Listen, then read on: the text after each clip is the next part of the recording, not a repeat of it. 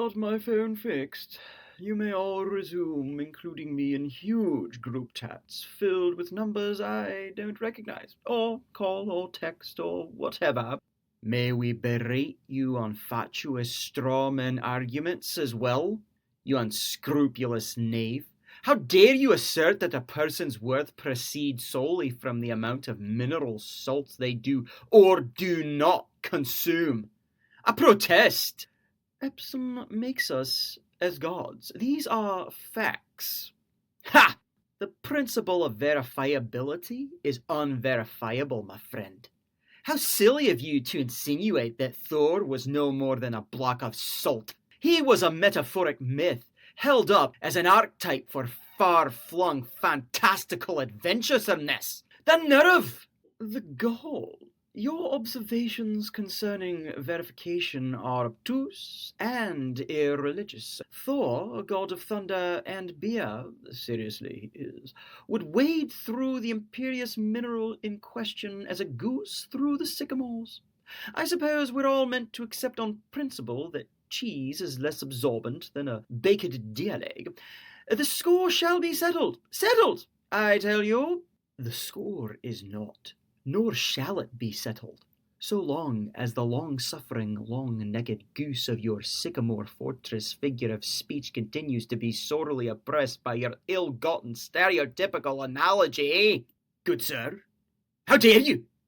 Have you not heard the age-old adage that one should be kind to one's web-footed friends? I find your reference foul in the most flippant sense of the word. Good sir, I confess that I must concede that you are a squamous buffoon.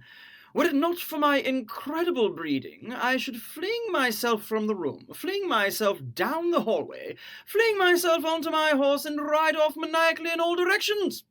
I carry with me a small hand-carved figurine of a crocodile, in guise like that of a shrew, given to me by my grandmother on the occasion of the 10th anniversary of my first realizing I was 10 years old, some 17 years back. With this idol clutched tightly to my chest, lest I should trip, I personally Googled Epsom salt on the free library computers. But before I could finish my studies, I was informed that my library card was expired. There was I, wooden crocodile in hand, without the $2.79 renewal fee. And with this still fresh in my mind, you accuse me of the most obscene slander related to the most majestic of birds, the common farmyard goose. The calumny, the ire. I tell everyone that these are the machinations of a raving lunatic.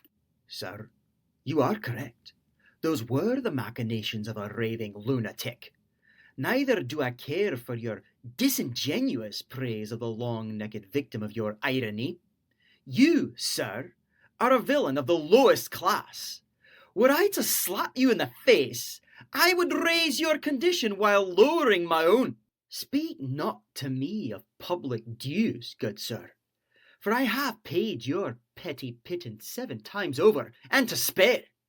And the long arm of the library publican dogged my steps for nearly a year before the bitter strife o'erwhelmed my ragged resolve, and my will was bent to the burning of a public requital in the form of fiat farce.